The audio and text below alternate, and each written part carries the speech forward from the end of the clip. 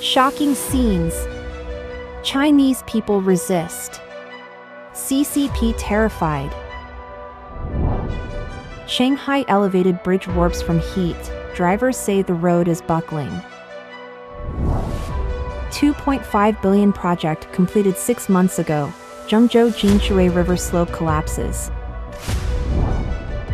Shocking scandal in China's edible oil transportation. Sinograin official in hot water. Former department-level official reveals the internal ecology of the CCP bureaucracy.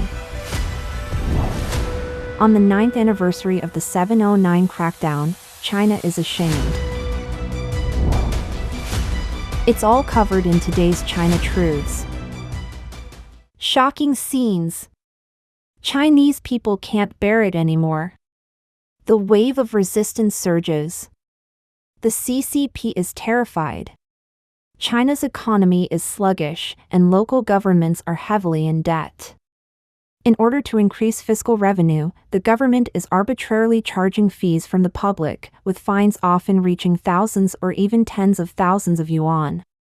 Last November, a Baozi shop in Beijing was fined 15,000 yuan, about $2,000, and had its so-called illegal earnings of 7,014 yuan, about $970, confiscated for selling tofu pudding on a delivery platform, allegedly exceeding its business scope. The news sparked a huge uproar online, with netizens almost unanimously expressing confusion and anger. One netizen said, if the Baozi shop started selling handbags, it would definitely be beyond its business scope, but tofu pudding, baozi, and steamed buns are all traditional Chinese breakfasts. Why can't a Baozi shop sell tofu pudding? Last June, an elderly man in Luoyang Shigong district received a hefty fine for selling non-compliant vegetables from his tricycle. The official Weibo account Shigong Court stated that Jiang, the vegetable vendor, had purchased a batch of ginger, spinach, and green peppers from a large wholesale market, which were found to have excessive pesticide residues. Jiang earned 21 yuan from these vegetables but was fined 110,000 yuan, about $15,200, by the authorities. A netizen remarked, for an old farmer making a living by selling vegetables, a fine of 110,000 yuan, almost $15,200, is leaving no way for people to survive.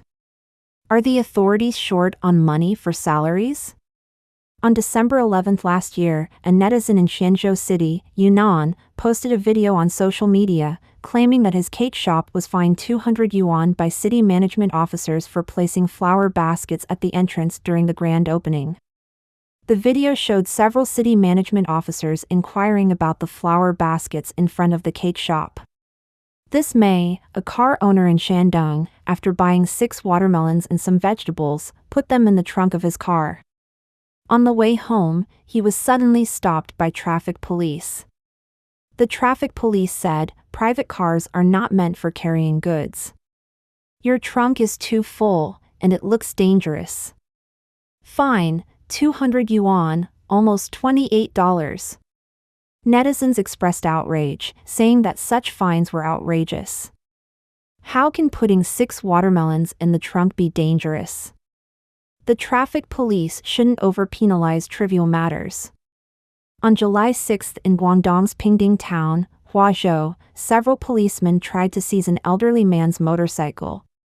To protect his vehicle, the old man picked up a brick and charged at the officers, who fled in panic. On July 7, a video went viral on Chinese social media platform Douyin.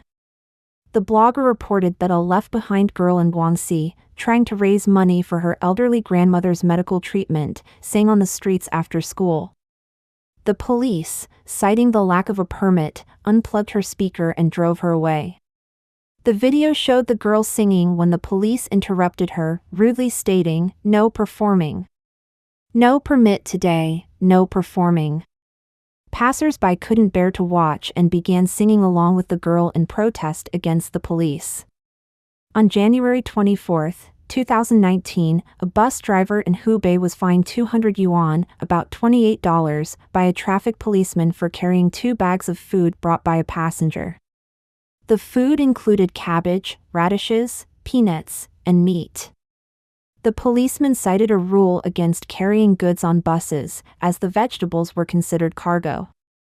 Netizens found this absurd, stating that passengers bringing some food home is normal and expressing disbelief at the fine. The CCP's traffic management departments have long been labeled as highway robbers relying on roads to make a living.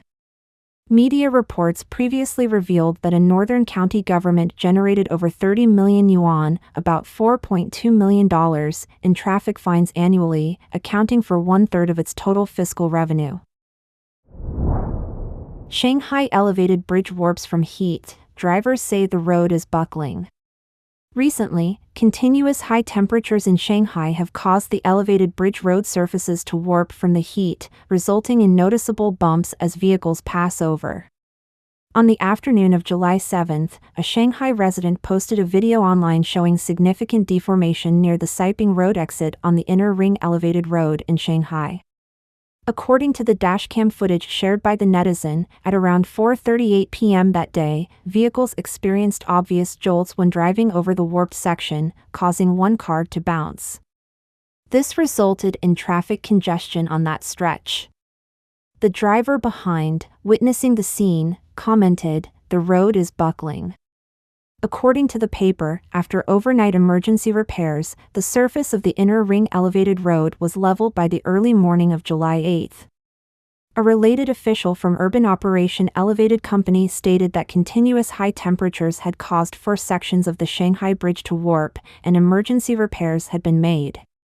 Since July 4, Shanghai has issued 6 consecutive high-temperature orange alerts, with the highest recorded temperature being 39.5 degrees Celsius and the perceived temperature exceeding 40 degrees Celsius.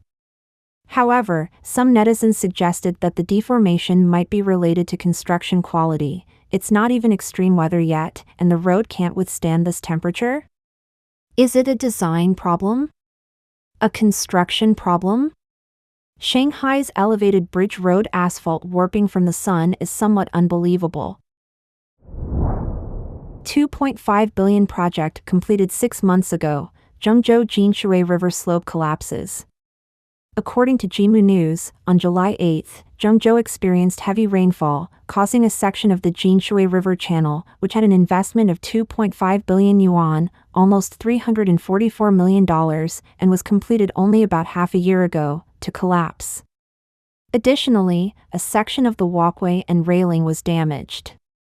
The report stated that at the intersection of Jinshui River and Zhengzhou Road, a slope section approximately 5 meters long and 4 meters wide collapsed, with a large amount of mud sliding down to the walkway and river below. The tiles on the collapsed section and the railings on the lower walkway were washed away by the mud. An eyewitness reported that around 4 p.m. on July 8, he saw the slope collapse while passing by Jinshui River, with a large amount of mud sliding into the river. Although the water level in the river was high at the time, it did not reach the collapsed section. Additionally, at the intersection of Jinshui River and Erqi Road, a 10-meter-long section of the walkway was damaged, with the surface tiles and marble railings on the side being washed into the river. Information on a nearby stone plaque indicates that this section is part of the 5th segment of the Jinshui River Comprehensive Renovation Project, spanning 5.6 kilometers and completed on December 15, 2023. Netizens have widely criticized the project, saying, "Tens of billions wasted," and referring to previous hot searches about misappropriation of Zhengzhou flood reconstruction funds for incomplete projects, which were later suppressed without explanation. In July 2023, online images showed Zhengzhou spending 3.354 billion yuan, almost $461 million, to install marble tiles on a 22.3-kilometer river channel, which became a trending topic on Weibo. Netizens criticized, saying that Hunan's economy is seriously declining, unfinished buildings are everywhere, and people are struggling. They questioned why the authorities have so much money to tile river channels instead of addressing real issues for the people. Some netizens condemned the project, stating that hanging marble on river channels is useless other than for appearance. They warned that once floods come, the tiles would fall, accumulate, and block the river, exacerbating the flooding. Shocking scandal in China's edible oil transportation, Sinograin official in hot water. On July 2, Beijing News reported that on May 21, an oil tanker truck that had unloaded coal-based oil 3 days earlier entered the Sinograin Oils and Fats, Tianjin, Company, Limited plant without any cleaning or inspection procedures and loaded 35 tons of edible oil. Beijing News started its investigation in May and found that many general cargo tankers in China mix food-grade liquids like syrup and soybean oil with chemical liquids like coal-based oil without cleaning the tanks to save costs. Edible oil manufacturers also fail to strictly inspect the cleanliness of the tanks, leading to contamination of edible oil by chemical residues.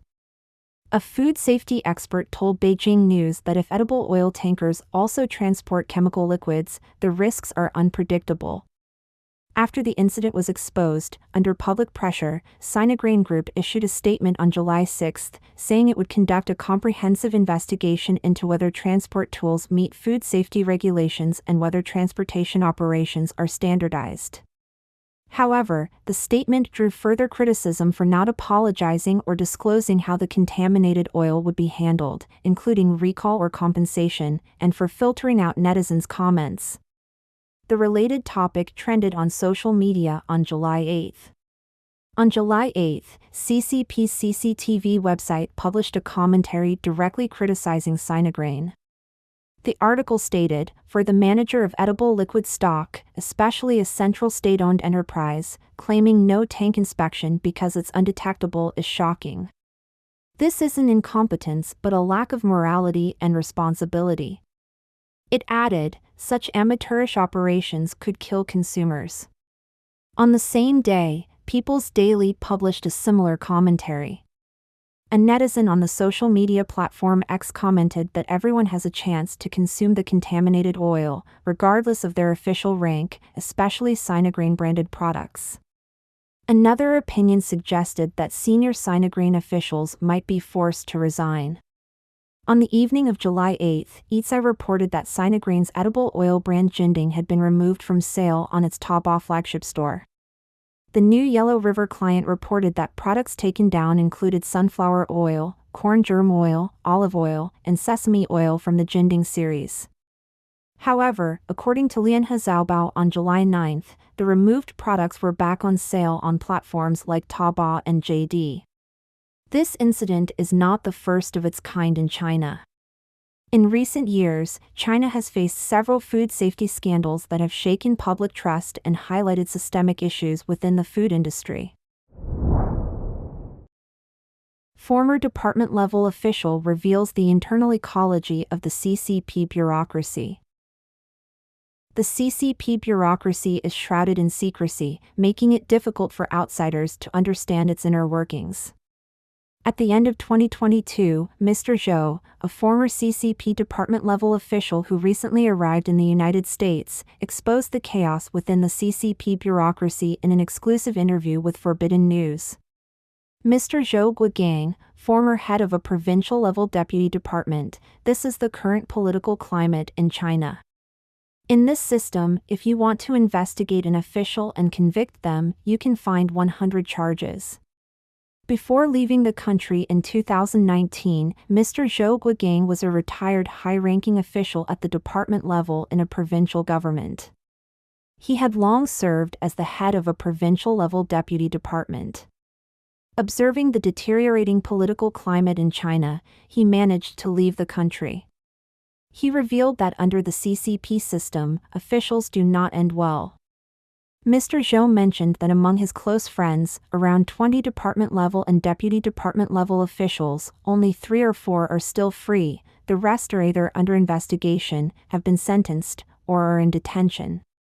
The detention period is usually 2 to 3 months, but he said that some stay inside for 2 to 3 years, and even after 6 months, their spirits are broken, and life becomes unbearable. He explained that some officials, despite not being widely reported domestically, are known to experience severe stress and mental health issues, even ending their own lives in tragic ways.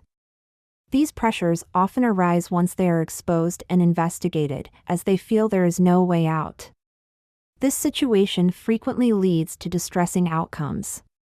Despite the current officials strictly investigating retired ones, they themselves live in constant fear. Mr. Zhou said everyone in the Chinese bureaucracy is on edge. But they have no choice. They continue to survive. Officials always speak flattering words to superiors to maintain their positions. It's a regime of fear, creating anxiety among the lower ranks. Investigations ensure no dissenting voices and make everyone obedient. Officials, including myself when I was in office, always nod and bow to superiors. He revealed that to advance in the CCP bureaucracy, besides having red jeans, one must follow and give. He said, to follow means being a secretary to a leader can quickly lead to promotion. You must follow the right person, considering whether they might get into trouble. At the lower levels, giving means presenting gifts to superiors, whether seasonal items, paintings, or money. Such a system is like a meat grinder, where honest and hardworking individuals find it hard to advance, while those who know how to give and follow climb to the top, leaving behind a trail of corruption. The latest data from the Central Commission for Discipline Inspection shows over 17,000 cases of violations of the central government's regulations were investigated in May, nearly double the number in April. Mr. Zhou stated that the flawed system makes corruption grow. Genuine anti-corruption would involve publicizing assets and allowing media supervision. However, Chinese-style anti-corruption is about intimidating the lower ranks into obedience. Without systemic change, these issues cannot be resolved. With poor economic conditions, authorities deal with officials to create a deterrent effect and generate revenue. Over 80,000 officials at the departmental level and above are in office, and including retirees, the number reaches several hundred thousand. These officials enjoy privileges, especially higher medical benefits, and their monthly pensions are nearly 10,000 yuan, about $1,400. By removing an official, the authorities can confiscate their property, a de facto method to develop the economy. On the 9th anniversary of the 709 crackdown, China is ashamed. On the 9th anniversary of the 709 crackdown, the Chinese Human Rights Lawyers Group issued a statement on their X account on July 7, saying that Chinese citizens' human rights will inevitably face more severe violations. Many human rights lawyers cannot practice normally, and the future may become even more difficult. However, they urged everyone to stay strong and think about ways to break through. Human rights lawyers still have much to contribute and should not give up. The statement emphasized that human rights defenders should never yield, maintain ideals and visions, and be prepared for the nation's rebirth and to get through the dark night. To mark the 9th anniversary of the 709 incident, the Chinese Human Rights Lawyers Group held an online seminar at 8 p.m., inviting human rights lawyers, family members of victims, and grassroots heroes to discuss how to continue defending human rights under the CCP's authoritarian rule. In the 2015 709 incident, more than 100 rights lawyers and activists were summoned, detained, arrested, or otherwise harassed and persecuted by the police. 9 years later, the situation for rights lawyers and their families continues to deteriorate under CCP suppression, making their living conditions increasingly difficult. It is believed that around 10 lawyers are still in detention or serving sentences. Prominent rights lawyer Gao Jisheng has been missing since August 2017, with no news or signs of life for nearly 7 years. Gao Jisheng's wife, Geng He, has been tirelessly calling for his return and reunification with the family. Human rights defenders worldwide have also launched global initiatives to search for the forcibly disappeared lawyer Gao Jisheng. However, the CCP has completely ignored international attention and public protests. In response, Sound of Hope interviewed Mr. Jia Lijian, vice chairman and CEO of the China Democratic Party. He said, "Why is the 709 crackdown, 9 years later, still so impactful and unforgettable? Because this incident is extremely serious. When a group of professional lawyers in a country cannot use their expertise to defend and ensure their personal safety and rights, it is despairing. How can ordinary citizens expect to protect themselves using the law? This legal community's role in defending the truth and enforcing the law is crucial in supervising and restraining the government. This poses a significant threat to the Chinese government. Mr. Jia Lijian believes that the 709 crackdown is a source of shame and suffering for the nation. The 709 crackdown is a massive destruction of China's judicial system under Xi Jinping's rule. In many cases, these lawyers are not personally humiliated, but the nation and the people are ashamed and suffering.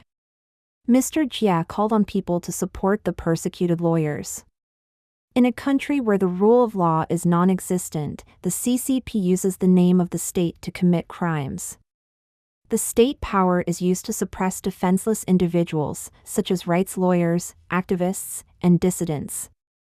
On this 9th anniversary, we abroad have the duty to support these causes, ensuring more people remember this catastrophe in the legal community, which I consider one of the greatest disasters in history. Don't forget to comment in the section below to share your opinions on today's topic with us. If you find the information helpful, please share this video with a friend to watch together. This will be a great source of motivation for our team to produce more and more quality and reliable videos. And also don't forget to like and subscribe to see more interesting topics from China Truths. Thank you for tuning in.